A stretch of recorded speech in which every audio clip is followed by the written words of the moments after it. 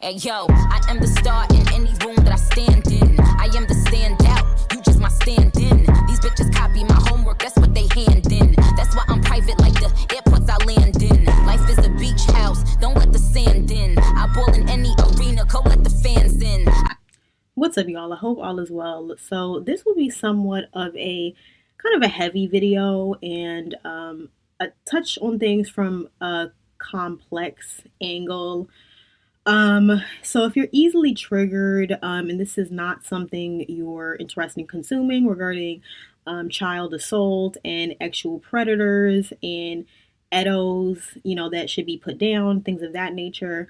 This is just a trigger warning now that this may not be the video for you, and I would love for you to join us in the next one. And I completely understand that this is a heavy topic. Hopefully this is even able to stay up on YouTube because you know how they love to censor a bitch. But let's get into the topic. So I first want to talk about this Naiah Harris case that went viral about a month ago. And so I know the news moves so fast, and I don't address things the minute they happen. But I like to marinate and it really get my thoughts together and everything. And I'm glad that I did, and I sat back and really watched how the public reacted to this situation because what I suspected ended up happening. And it's a really important topic, even though it's a really like sad case. It's a really important thing to talk about in the Black community to me, and it's something I definitely want to do a video about because unfortunately, one thing that upset me about the public's reaction was that people were acting like this is so out normal and that we never hear about this, but unfortunately this is actually pretty common within a lot of minority communities, especially in the Black and Hispanic community. And the whole this is gonna how do I say this, the dynamic where there's a lot of women-led households, unfortunately, and y'all know I'm a feminist, and I think that women can do it, communal living is great and everything, but in a lot of these situations it's leaving us, especially in our urban world, okay, it's leaving women, especially if they have a certain mentality, it's leaving them vulnerable to predators. And it's a scientific fact. It's been studied that when most children that are immolested, if you catch my drift, immolested, they usually do come from a single parent home where they're having to stay at people's houses a lot. And I just know this for a fact based on talking to people and growing up, that a lot of time when people be getting actually abused and stuff like that by their family members, and because it's usually a family member or a close friend, is usually because they was left somewhere to be babysat. And it's either that, so that's a very common scenario, right? I would say that's usually most common scenario. So that's one aspect of the whole fatherless home epidemic that is leaving a lot of women to rely on extra help, sometimes leave their kids in less than ideal situations. Luckily now we have more education about this, but in the past this was a really big problem. If you talk to a lot of Gen Xers and things like that, they'll tell you this was really bad, and so it's just been trickling down throughout the generations and stuff, people getting left with their family members, whatnot. So that's one aspect of it. So it leaves a lot of these families open to predators, right? Then there's another aspect of it, right?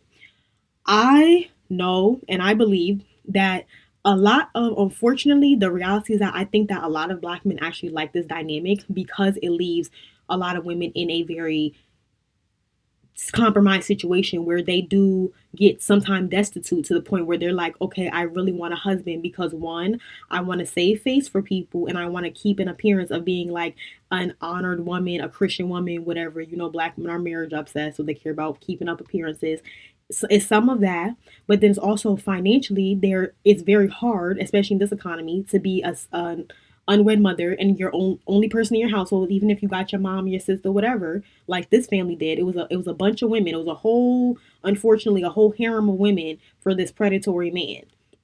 So even when it's a bunch of women, they're still open for, there's still room for a predator to come in if the women have a Mammie mentality. This is way past pick me. This is way past, just like male centered, whatever. This is straight up mammy shit. I think mammies are the extreme end. You know what I mean? Mammies are the type that turn a blind eye to their daughters being abused, just like this woman. So, you know what I mean? Like, pick me's, sometimes you can educate a pick me out of her mentality, or if you take a pick me out of her environment, expose her to new information.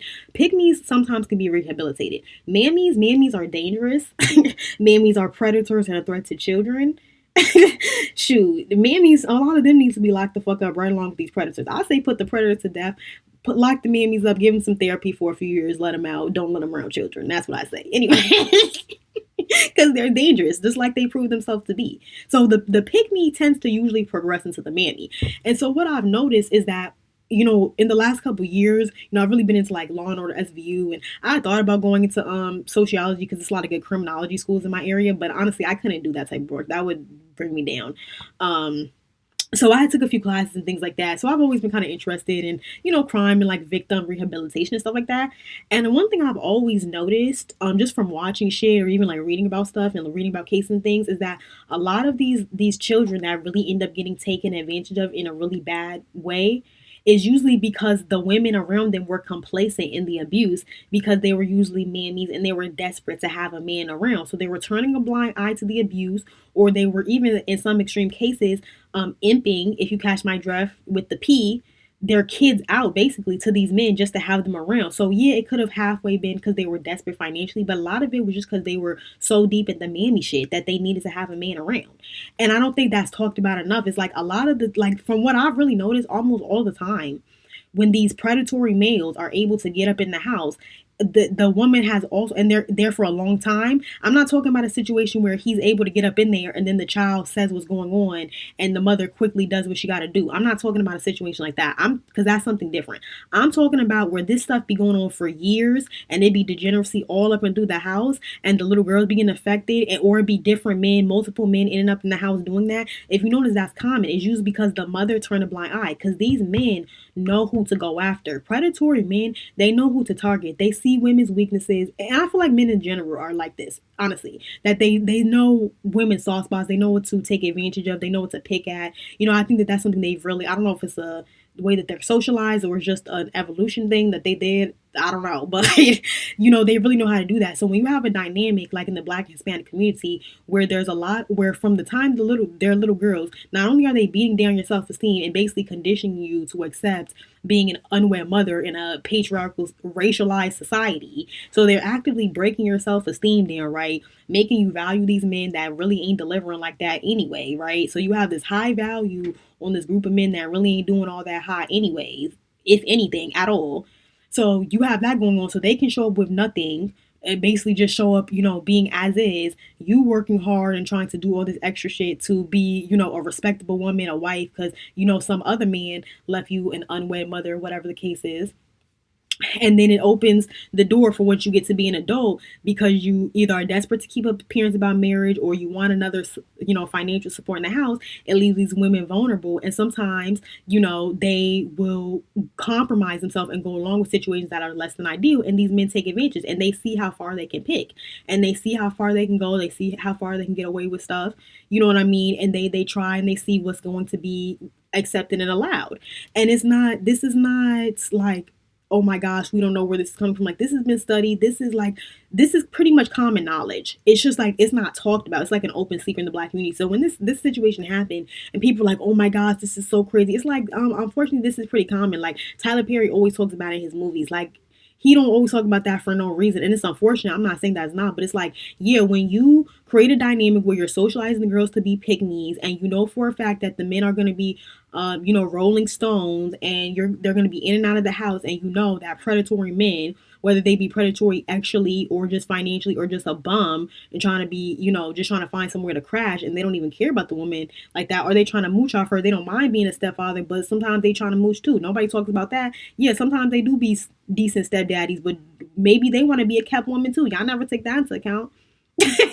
You know what I mean? You don't think that's a hot gig to get to sit at home all day and watch a 3-year-old, and you sitting out there watching Lululemon while your girl's at work and you there eating fruit snacks? Like, they have a really made deal in the Black community. So all they really have to do is get in cheap. And even I be seeing it on social media. I'm in my late 20s. A lot of my friends in their early 30s, mid 20s, I be seeing it on social media. They be joking like, yeah, I love a single mom because they always got snacks in the house, and when their kids is not there, I could pull up. And it's like, basically you just saying that you like single mothers because a lot of them are pick-me's, and because, and I'm not saying this all the time, but I'm just gonna be honest with you. In our generation, a lot of the ones that usually find themselves in that situation is because, I'm sorry, I just have to be honest with you. Like, I'm sorry, I don't have a lot of empathy for the people who find themselves in that situation, and you was born after post 1995. Like, come on now, it's just no reason. I'm sorry, that's just my opinion. I'm not saying I'm looking down on anybody. I'm just saying I'm not going to pity you in that time. But anyway, they know the dynamic in the black community. They know that they can be disposable in and out of people's lives. You know what I mean? So it's like they're not saying, "Oh, I love a single mom because I want to try to, rebuild her family and help with her household and contribute." No, they basically saying that they want to go in there and smash and eat your kids' snacks. So it's like they all know what's going on. So nobody's coy to the situation. I feel like black women don't want to accept what it is because it's hurtful and it's uncomfortable, but it's like that's what it is, and the children are suffering. It's really not safe. And then it's like a lot of women, what makes me sad too is because a lot of women will be like, well, I'm just not even gonna date because I don't want to put my kids in that situation. I'm not gonna feel comfortable, which I completely understand. I feel like I might feel that way too if I was in that situation because it's just too dangerous. Or you're just like bound to only have like sneaky links that you just go see here and there, but it's like you don't want to have a man in your house because you just feel so paranoid. Like, I kind of get that too. So a lot of women just opt to not even date. I remember a lot of my aunts and my mom's friends, were like that, or they just never brought their boyfriends around the kids, so it's like they could never really build a full-fledged relationship. Some of them did go on to get married later on, but you always taking that chance, and it's always going to be in the back of your head. These are not these kids' biological father. A man is a man. They switch up. They so funny. You never know their true intent. You know what I mean? It's really hard. And so the community dynamic, and with the whole, like them leaving, creating these homes and walking out, like this creates so many rainbow, what the hell am I talking about? So many, like, a ball of effect issues, and it leads to so many other social issues in the black community. And then these kids get traumatized from, whatever attachments or trauma from the father situation. God forbid they get molested or something, then they have sexual trauma, and then we wonder why the boys are crazy, and then they have the nerve to be trying to shame the girls for being promiscuous and try to call people fast and shit. It's just like the whole dynamic just really irritates me. And it's like, but y'all want to sit up here talking about light-skinned people, like stop. But no, like, yeah, I'm just saying, like, that particular thing, the whole I hate this word, but out of wedlock birth thing, it creates so many issues. But I just wanted to talk about that when it came to this Naiah Harris case and the trophy wives case that I'm about to get into also, and then this other aspect of like the skin tone politics as well. So I just wanted to give that preface just so y'all know like where I stand on this topic and setting up like where I'm coming from. The text messages that was read out loud in the court case of Naiah Harris was so hard to listen to. But in my opinion, the most disturbing part of this whole story wasn't on video.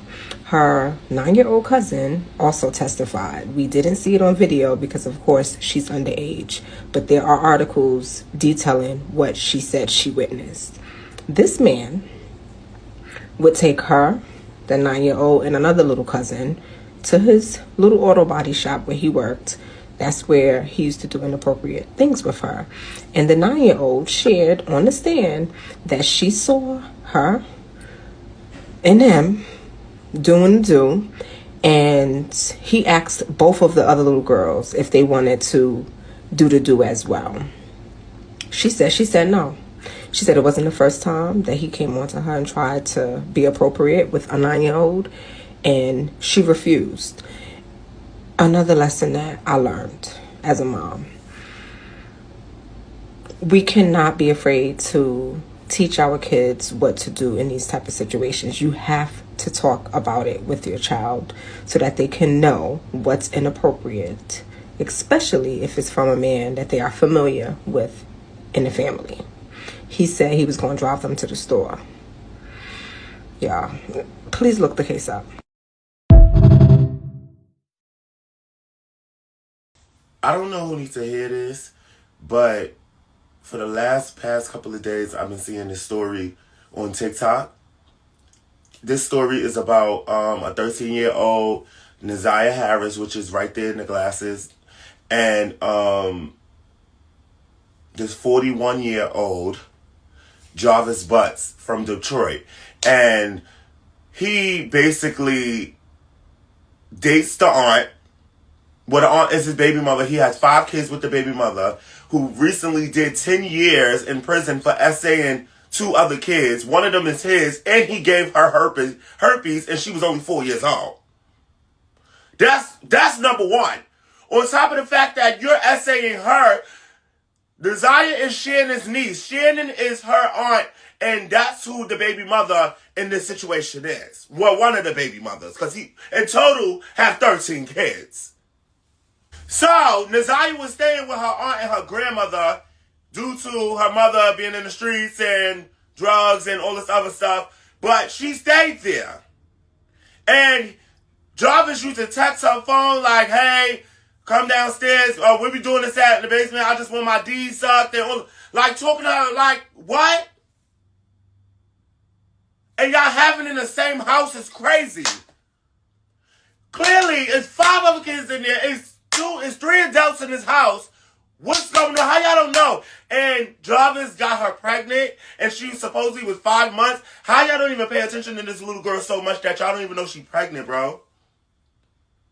That goes back to, as parents, even though that's not your child, but as parents, why y'all not checking these kids' phones? Why you don't know what's going on? Then you see messages on Instagram between them two? What? So this right here is Auntie Shannon and Jarvis, a.k.a. Barney and BJ. I don't understand, like, now I get it. Gag. Look at this. 300. Desperate. Jealous of your own niece. Like, what? It's giving Precious, bitch.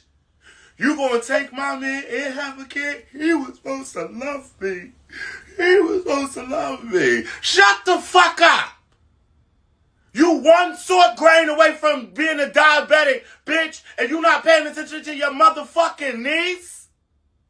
You knew what was going on. You knew what was going on. You knew this was the only thing you had, so you accepted everything he came with. And that's motherfucking sad, because that's your family. Going to pick her up, or she going to meet him at the motherfucking car shop. Then she go missing. You don't even look for her. You don't even worry. You talk about, I'm going to call the cops in the morning. The fuck is wrong with you? And come to find out, he used one of the baby mother's cars the night she went missing and all this other stuff, as well as having a motherfucking car shop with another ex-convict that be essaying the girls or whatever he do. So everybody around him know his history, know what he just been in and what he does.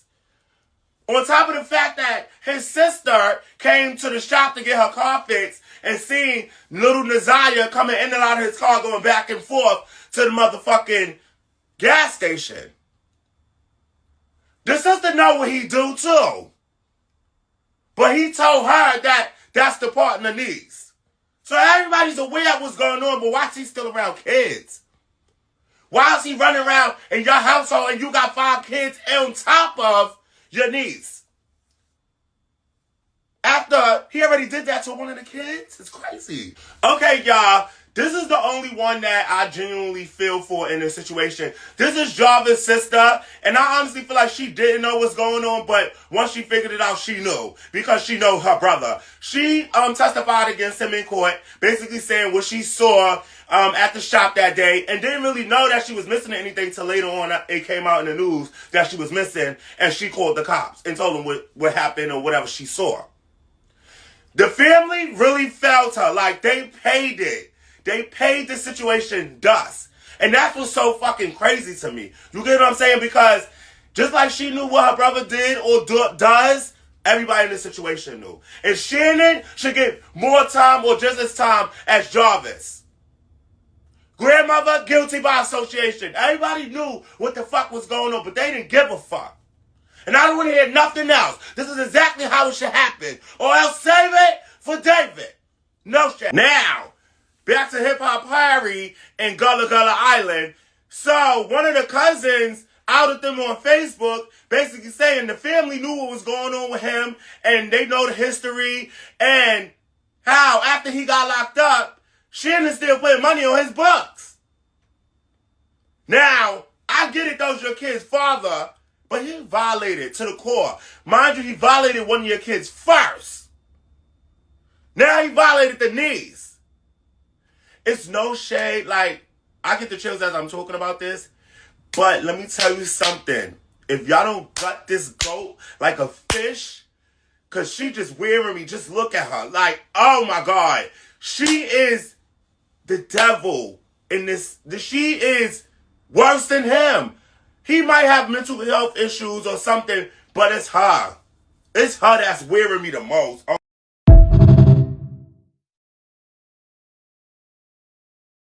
So y'all saw those videos about the Naiah Harris case. So yeah, this is a very heavy topic, very difficult case, but unfortunately, this is not as uncommon as people are making it seem in the Black community. And the thing about it is that even though I was talking about out of wedlock homes in the beginning, the interesting thing about it is that this man actually had two children or two or three children with Naiah's aunt. And so that's how he was in the home. And so he was basically a baby daddy. Granted, clearly there was other kids too. So my point still stands. He was able to come in and out with with no structure. But he also had like two or three prior sexual abuse charges against other children. I think that were their children, and he was in jail for 10 years, and then he came back into the house. Like, these people are disgusting. So that's just exactly what it reminded me of when I mentioned how, like, a huge part of how these situations get so out of hand is because the mothers a lot of the time are mammies, and they enable the situation. Because you cannot tell me that all these aunts, all these women did not know what was going on. He's basically kidnapping the 9-year-old little girl too, and her, to go traffic her out to other men and do stuff to her himself. I wouldn't be surprised if he was getting money from it.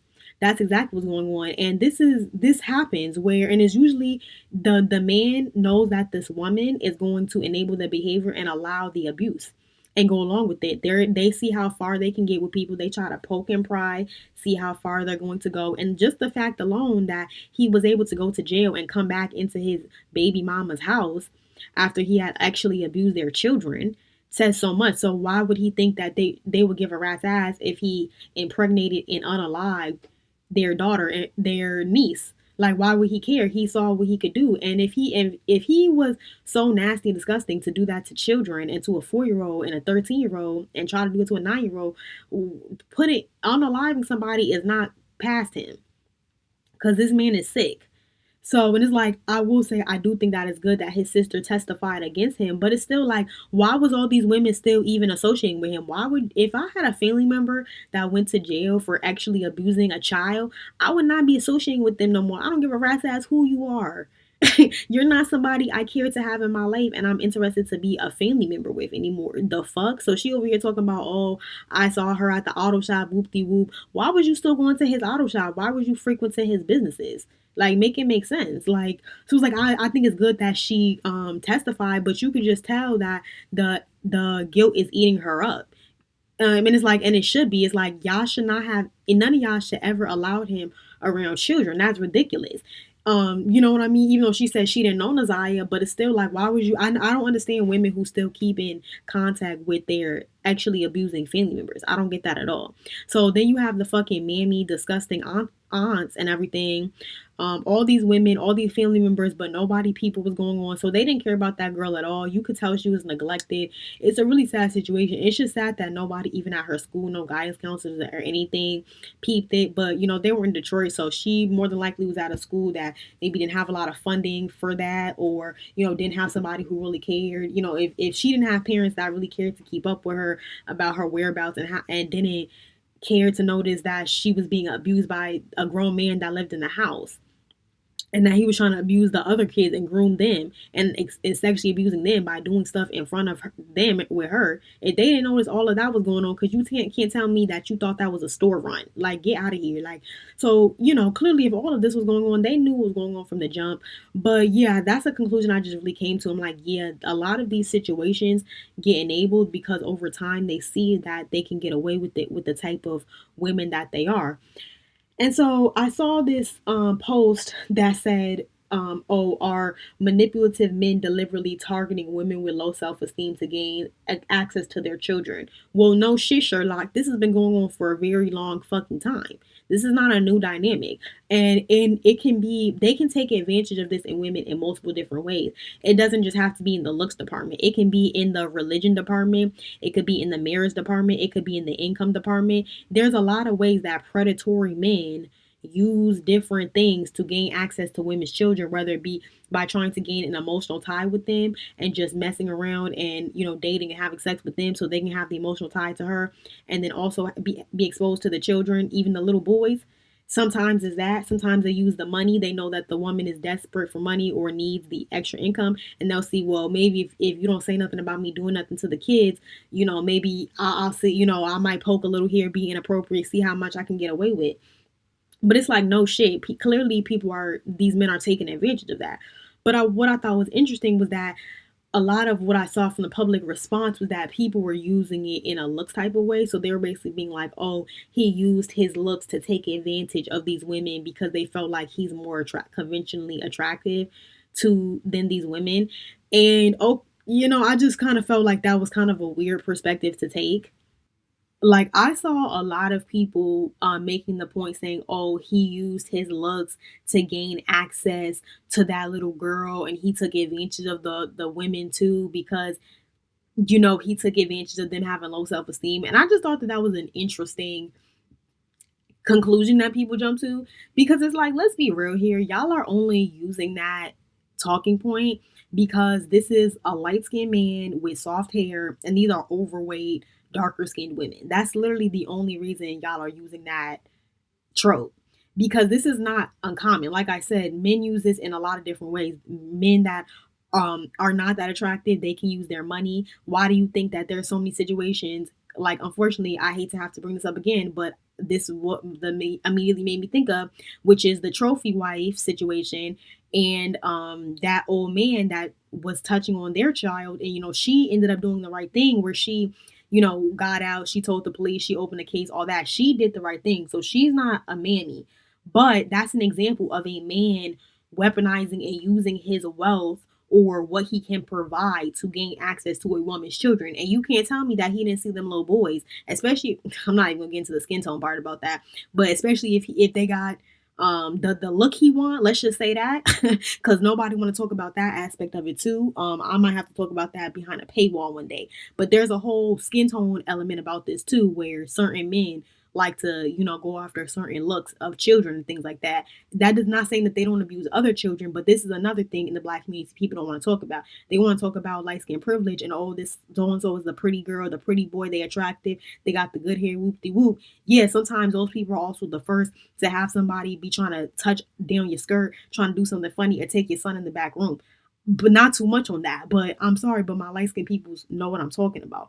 The whole colorism and actual abuse thing is real also, and they don't want to talk about how a lot of times this whole weak persona that they try to put on light-skinned people, light-skinned men, whatever, that sometimes translates into some weird sexual frustration stuff as well, or situations where the whole family has a weird is color struck and might try to go after the little girl. This is a real thing. People don't want to talk about these things. But, that's a whole different other topic, but that is a real thing also. So you cannot tell me he did not see those little boys and see how she looked, and she a young whippersnapper, and he was like, oh yeah, I'm gonna see how far I'm gonna go with this. And so that is a situation of a man using his wealth to see if he can try to get close to a woman and her children to take advantage of them. That's exactly what he was doing. He was seeing how much little he could get away with, seeing if she wasn't gonna say nothing, seeing if she was gonna let it rock. And he probably thought that she would. Maybe he thought she was destitute enough that she was going to just turn a blind eye to it. Or he thought he could get away with it. Who knows what he thought. But that is a situation of that, because she wouldn't just be with some old crusty man for no reason. If he didn't have money, she wouldn't be with him. And that's what she talked about on her channel. That was her thing about, dating up, dating an older man. And that's why 𝙎𝙼 had to come and make her disclaimers and be like, don't associate with me with that, because that's not what I'm talking about. Imagine you're changing your 4-year-old daughter's diaper and you notice it's extremely red and irritated down there, and she's complaining that it hurts really, really bad. And you ask her, who did this to you? Who did this to you? And she says, Daddy. Y'all, that's what happened with this YouTuber's daughter. And she went ahead and said that after this happened, she immediately went to the police department about it, and they took the children to the hospital. Not only did they find out that this man that she was married to was essaying her 4-year-old child, but also her 2-year-old child. Now, mind you, I don't even think that this man was the father of the 4-year-old little girl, but she had him around her daughter and enough time around that child to do this. So I saw this on YT, and honestly, I feel like, I don't know if this is actual or not, but some people are saying that she did marry a man that she only knew for 2 days and had him move in with her and her children. I don't know if this is true, y'all, but don't look at these relationships on social media and be jealous of them, because they ain't missing out on nothing. So now that she's saying she used to be the trophy wife and this man was spoiling her and doing things for her and her kids, now she's saying she regrets everything. Man, when I tell you I would be an inmate, okay, I would be the trophy inmate after this. That was her thing about, dating up, dating an older man.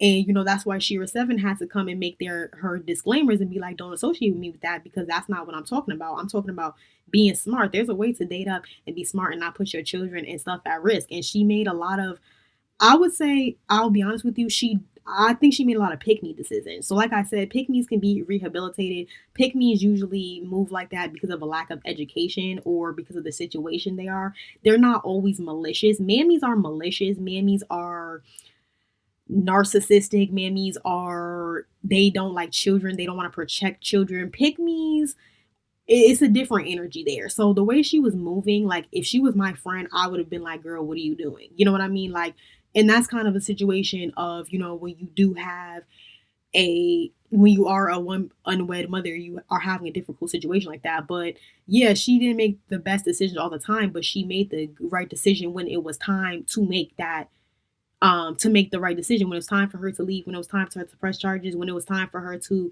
expose him and be honest about what happened. And I respect her for that. And to get online and speak her truth, that's hard to do. A lot of women cannot do that. A lot of women want to save face. And that's why I would not say she's not a full-blown pick-me, but she was moving with some pick-me ways in the beginning, which unfortunately did put her in a dangerous situation, because I don't feel like she knew that man long enough to put herself in that situation, and damn sure not to be getting on the internet bragging. And one thing about pick-me's I will say is that they're a lot about saving face and about getting other women to think that they're living a certain way. And oftentimes they will find themselves in dangerous situations because they're trying to keep face. And it's sad, unfortunate, but that's the truth too, that a lot of people don't talk about too, or they end up looking silly in the end because they was, talking up this man or talking up this situation, whatever. And, you never know how things are going to turn out. A man, you can never brag on a man because they're so unpredictable, and that's the dangerous thing about even dating as an unwed mother too. It's like, this man could be excellent. He could be great, treat you like a princess, be wonderful to your kids, and it seemed like at the beginning that's what he was. And she tried her best, quote unquote, to vet, even though I don't believe you can vet a man. But, it seemed like she tried her best according to her, but you really never know what's going to happen in the end. But unfortunately, at the same time, men don't put themselves in situations that don't benefit them. So you do have to think about that too. And it may be uncomfortable to think, damn, is this man here for me, or is he here for my little boys? Is he here for my child who has the same phenotype as me? But I'm not going to go there. But, you have to really think about that. So that's a real thing. Even before you have children, when you're dating these men and you're considering going into a long-term relationship with them, you have to take that into consideration as well. You have to listen to the little jokes he makes, listen to what he finds funny, listen to what he thinks is appropriate and not appropriate behavior for women and children and men, and what ages people should do stuff, and think about his story, his attitude towards sex. All of this is important, and it's uncomfortable, but it's a real thing to to take into account. And so I'm only bringing up the whole trophy wife situation because, like, in comparison with the whole Naiah Harris, the Mammies in her family situation, where people are like, oh, he used his looks to take advantage of her, blah blah blah. And it's like, a man will use whatever advantage or whatever they feel like is a weak spot for you to take advantage of that woman to get what they want in any situation. So in the trophy wife situation, it was this man's money. In the Naiah Harris situation with this man, it could have possibly been looks. Okay, that could have been one thing about it. Personally, I think that it also says a lot about y'all mentality, that y'all automatically jump to assuming that just because he's a light-skinned man with soft hair that he's automatically attractive. I didn't look at this man and think he was particularly extremely attractive. Like, y'all was literally talking this nigga up like he looked like Prison Bay, and he did not. Like, and I noticed that a lot. Like, it's very interesting that they project so much onto light-skinned people, and it's fucking annoying to me. And this is no defense of this disgusting, monstrous man. This is just speaking fucking generally, and this is just making a point about the situation, about why that's dangerous. And it's like, nobody said that. Well, I'm not gonna say nobody, but it's like, I didn't hear people saying, oh, ISIS made pick me decisions because she was conditioned to think that way. It might have been suffering from low self-esteem because she didn't want to be a single mother and felt some type of way about that, because that's kind of the vibe I got from her, that she just wanted to be married and put up. Like, which, I mean, that's fine, but you can't do that in sacrifice of putting your children in a bad predicament. And that's why I didn't make commentary about that situation at the time, because I'm like, you know what, people's gonna be triggered about my perspective because I'm just too much of a real bitch when it comes to these situations. So I'm glad those situation has died down. It's like I said, I give her props. You know, she did the right thing when it was time to. She made that move and went to the police, and she spoke her truth. So I'm not completely bashing her or talking down on her at all. I think what she did was good. And I also don't think that there's anything wrong with wanting to be a wife or be put up. But first of all, to have only known that man for that short amount of time and to be getting on YouTube and talking him up is crazy to me in any situation, whether you had children or not. So anytime I see that, I always have to shake my head. Like, anytime women is talking up on a man, even there's feminists on here that make feminist content, stuff like that, and they be posting their husbands and stuff, and I'm just like, why are y'all posting your husbands? We do not care about y'all relationships. And why are you even, like, why? I never understood that. You know what's crazy? There was a period of time on this YouTube channel that I had a man. Y'all would have never known that because of how I talk about men. Y'all would have never known. You don't see me posting nothing, me and they, me. No, it was none of that. Like, so it's like, if you have, anyway, that's a whole nother rant. But but yeah, like, nobody used that same argument and thought, oh, maybe this man took advantage and weaponized what he can offer. And that's in a situation of a man being a predator and using what he had to take advantage of this younger woman who has children, who has the power dynamic is off, the wealth dynamic is off, whatever it is. People didn't use that situation, and that maybe at the same time she was more vulnerable for that situation because he could see that she was marriage obsessed. He could see that she was making pick me movements, so he was trying to poke and pry to see how far he can go. And that's what these men will do. I'm sorry, it's just the truth. And I'm not saying that this can't happen to any woman, or any woman can't find themselves in this situation, because it absolutely can. But I've known a lot of women that were not married that they moved very differently than that situation. And even though my mom was in that situation, my parents were married, I learned a lot about that dynamic because of my aunts and her friends that my mother was really close to, and we would stay over at her house at nights, and we would be there, and she would be talking about, like, nah, it's gonna take me years and years before she had daughters before I'm about to have a man up in here. So those were the type of quote unquote single mothers that I was around, not a bunch of pick me single mothers that was desperate to have a man up in their house and putting their kids at risk. So, my perspective on stuff, I don't be having a lot of patience in certain situations when, the Carfax come out about how these children end up getting abused or put in dangerous situations. Because I'm going to be honest with you, when you really look a lot of time, it's not that this stuff is just happening randomly in a vacuum. Like, there's a buildup, there's a situation, you know what I mean? Like, it's not a mystery how this stuff is happening. We know how we can protect children from these situations now.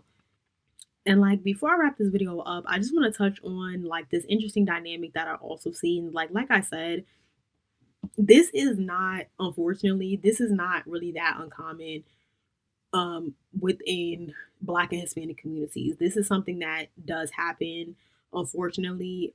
Even if the mother is not a mammy and she does try her best to be mindful and goes to the police immediately and says what it is, you know what I mean? But when women are in certain situations, it leaves children vulnerable for certain stuff. And this is just, it is proven that in a lot of situations, this is what happens. Is sometimes it's the father theirself, the birth father, but sometimes a lot of the time it's an outside man too. And that's what I've seen a lot, is that a lot of the times when these little girls are abused is because the mom is turning a blind eye to another man coming in because she values having a man in the home and having, you know, that intimacy with a man. Then she cares about protecting her child because she's moving like a mammy. And white women do this too. So I don't think that I'm only talking about black women.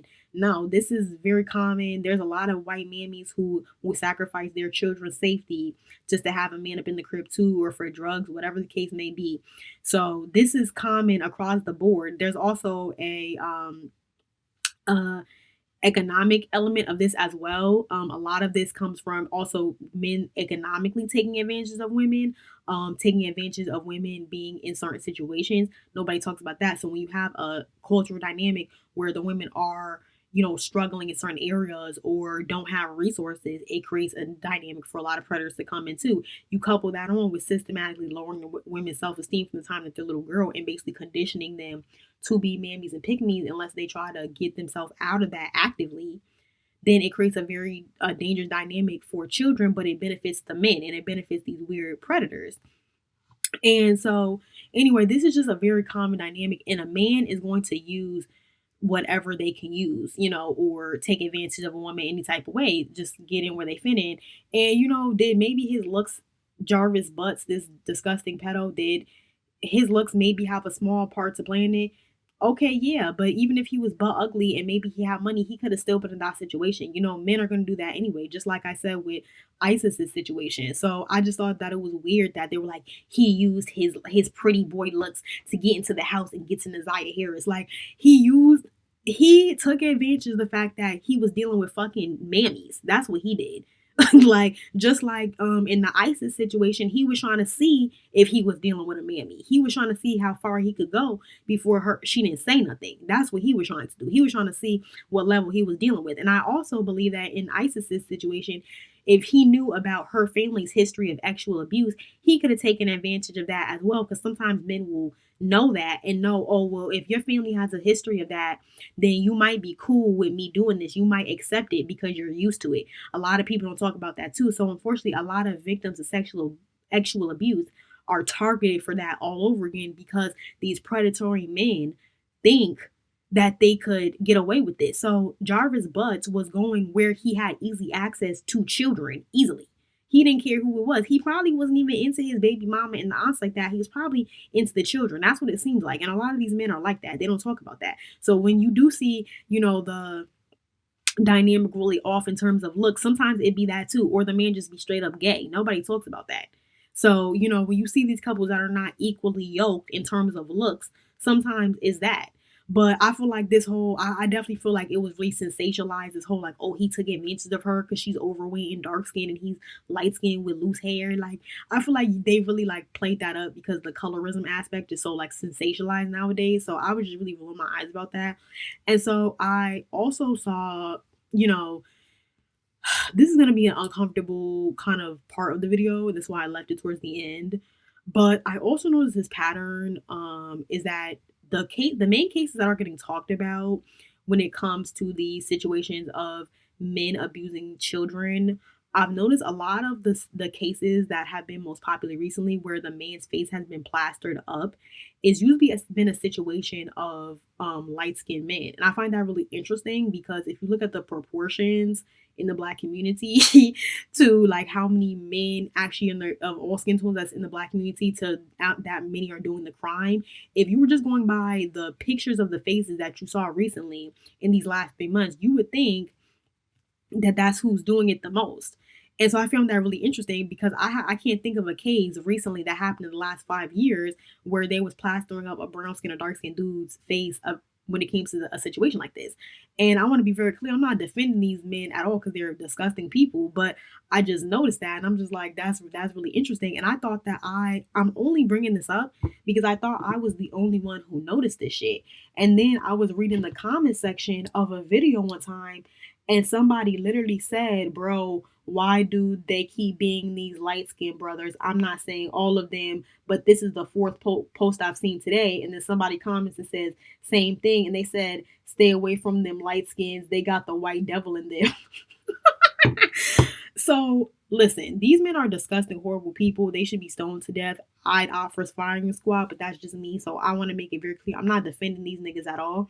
But this person's observation was absolutely right. I was seeing a lot of cases where they were plastering these men's faces up, about abusing children, and they were all light skinned, and I had noticed that. But I was like, okay, maybe my perception is skewed, maybe my algorithm is skewed, maybe I'm just seeing things, maybe I'm paying attention to what I want to pay attention to. But when I saw that comment, I agree with that. I definitely have noticed that as well. And I think that I just have to be honest with you, like, in the Black community, we know that Black men in general, Black men's social and public persona is protected. So their crimes are protected. They don't really like when their crimes are put on display. Even when they did something, they'll say, oh, they're targeting Black men. They only talk about when the Black men do it. Oh my gosh, this is a stereotype. The whole gun violence, that's a stereotype, blah, blah, blah. Like, they're always trying to divert away attention from crimes that are very commonly committed by Black men. And if you're in a Black community and it's all these Black children being molested or actually abused, clearly like, it's going to be Black men who's doing that, of all skin tones.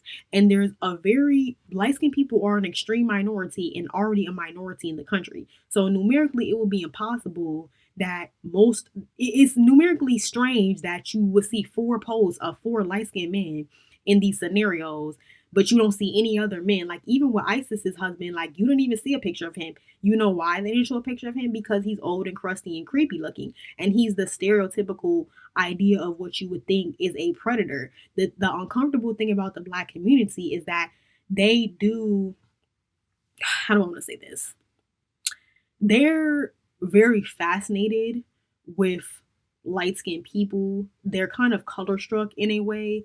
So when a image of a light-skinned person is utilized, it gets a lot of attention and it gets a strong response, whether it be negative or positive. So it's more sensationalized when you see a situation like in the Naiah Harris's, where you have these overweight, conventionally unattractive Black women, and then you have this, conventionally, in Black women's opinion, attractive light-skinned man who people wouldn't assume is with these women. I don't find him attractive. I don't find him attractive. But this is what women were saying. Like, I literally saw a video on TikTok, I wish you could find it, where this Black woman was like, oh, stop trying to gaslight us and say that Jarvis Butts wasn't using his light skin privilege to take advantage of Naiah Harris's nieces being insecure because he's attractive. Like, stop trying to, gaslight away from the point just because y'all don't want to talk about colorism. And it's like, sweetheart, no. Y'all be projecting whatever you have going on psychologically with you, because not every Black woman is going to find Jarvis Butts attractive. Just like not every Black woman finds tall, dark, and handsome with good teeth and waves and dreads or shit attractive. Not everybody finds everything that y'all find attractive to be attractive. And y'all also have a very, very low standard for what y'all find to be an attractive Black man. I don't think every nigga that's light skinned with loose hair is cute. I don't think you automatically cute because you have hazel eyes. I don't give a fuck. Like, I'm around light-skinned people all day. That's not special to me. I don't care. So that's the difference. I'm not automatically seeing a light-skinned nigga like, oh my gosh, he's going to be able to weaponize his beauty against me. Oh my God. Like, no, that's something y'all are projecting because y'all feel that way, because y'all be mad color struck, because y'all know what situation. So I was also showing this it was this case going around as well. This looked like some type of like Afro-Latino or Puerto Rican dude. He could even be biracial. Who gives a fuck? But this situation was going viral as well. And I been knew about this other situation where this man was actually abusing his own daughter. And she's the same phenotype as him, But yeah, so I just feel like the reason why they be plastering these dudes' faces around is because they know it gets a strong response out of people. And they know if they were just gonna put up a regular picture of a brown skin or dark skin black dude, number one, it probably wouldn't garner the same amount of attention, because this is something that happens that's pretty common. So when it's a conventionally attractive light skinned looking nigga, people are like, oh my gosh, I would have never thought, because people think that people who are conventionally attractive also are safer. So, and this is across the board, no matter what skin tone you are, people give more benefit of the doubt to people who are attractive. So people get all worked up when it's men that look like this. But I feel like that's why these cases are getting a lot of attention, because I've noticed that when it comes to certain stuff, they'll use light skinned people's faces on the internet because they know it gets a lot of clicks and views. So that's what I think it is. I think I hate to say it, but I feel like the reason that the whole lookism thing and the whole color is some ish dynamic about it is why Naiah Harris's case went viral. I don't feel like if the man who did that to her was the same skin tone as these women and they look the same, he was overweight and darker skin as well, it would probably get attention. It would probably get still be on the news. People on TikTok, was true crime people, would still talk about it, but I don't think it would get as much attention. I think that it got a lot of attention as it did because people were shocked by the optics of the situation and stuff online. People really take advantage of the optics, and I'm only saying this because I watch a lot of crime stuff on TikTok and on social media, a lot of crime stuff on YouTube. Unfortunately, this is not uncommon. So that was another reason why I was kind of like, I'm glad this case is getting attention. I'm glad this is getting nationwide recognition, but unfortunately this is not uncommon. This happens pretty often. I mean, just watch one episode of SVU. Unfortunately, like this, any Fox News case, you could find something similar. So I really feel like one thing that really helped this case get a lot of attention is that aspect of it. But yeah, like honestly, even though I completely agree that these men are monsters no matter what their skin tone is, I do think that, I'm just gonna be honest with you, I do think that it's like they're trying to put it on, especially with that comment, they're like, oh, stay away from light-skinned people, they're devils. You know what I mean? Like, it does get used against, like, shout out to Futures Golden, who said, like, evidence against light-skinned people who, like, they'll take what a few light-skinned people do or one crazy bug-out light-skinned person and be like, oh, see, that's how they act. They're crazy. They're ignorant. Oh, my God. They're confused. They got the white in them. And it's like they'll generalize us and, make assumptions about us based on how one individual light skin or mixed person acts. But if anybody does that to them, all hell breaks loose. He's pretty, he's gonna be, he's more attractive than me. That's something I remember hearing black women say a lot. Like, I don't want a man that thinks he's more attractive than me. And it's like, that's something that y'all project onto light skinned people, that we're the attractive ones, that we hold the place of being pretty, or like, that's something that you internalize. That's not something that we promote. Light-skinned men don't promote themselves as being pretty. This is not the 80s. Like, the Prince era has come and left, so that's not really the vibe anymore. So y'all, that's something y'all project onto us, but then y'all also weaponize that against us and say, oh, well, you get the privilege and people think you're attractive and whoop-de-whoop. And it's like, you think that. You think we get this. You think that the world, you view us through this light. So, again, this is not by any means at all a defense or anything about these niggas. That has nothing to do with them. This is just me speaking generally about that. But yeah, I do feel like them, spreading these cases around low-key can be seen as like kind of like propaganda too, because it's like, well, there's plenty of cases, unfortunately, of little black girls being molested and abused, and y'all never give those cases any y'all never give them any attention. Y'all never hold these men accountable. Even in this situation, they still not even holding the men accountable. They not talking about how unfortunately a lot of black men are sexually degenerate and take advantage of children. They not talking about the high ass child actual abuse rates in the black community. They just talking about it, being outraged, just talking about it to talk, but they not really saying anything really of substance. They not really holding even these light-skinned niggas accountable for being disgusting. They just talking about it, being outraged, and then the next case is going to happen. Nobody's even doing anything to protect these little girls or to call out these neglectful Mammie mothers that are dick whipped as hell. So it's just a circular it's a circular conversation. And then it's like, with all of these social issues happening within the black community, it's crazy to me that they still be like trying to make it seem like being light skinned and quote unquote light skin privilege is like this thing to be talked about all the fucking time, when there are all of these social issues that come from situations that Black men directly contribute to creating and then taking advantage of. So I'm just not understanding it. And I feel like this whole constant focus on light-skinned people and light-skinned privilege and light-skinned people using their attractiveness, it's just a distraction. And it's like it's a way to try to make it seem like it's light-skinned people causing all these problems, where really collectively it's really Black men all in general. It's not just light-skinned men that think that they the bad bitches. It's not just light-skinned men taking advantage of single mothers and taking advantage of their looks or their money or whatever in order to get around Black children and abuse them. Like, please. And it's not just dark-skinned women that are overweight that's allowing men to come into their house and abuse their children, or that have low self-esteem and are letting men take advantage of their children. Isis was moving like she had low self-esteem. You know, just because a woman is beautiful and put together and knows how to do her makeup, got long hair, has the stereotypical look of what you think would be a choice pick in the Black community, that does not mean that we don't have self-esteem about something else, or have not had our self-image hurt in other ways. You know what I mean? Like, why do y'all just assume that because somebody's not conventionally attractive that they not moving out of low self-esteem also?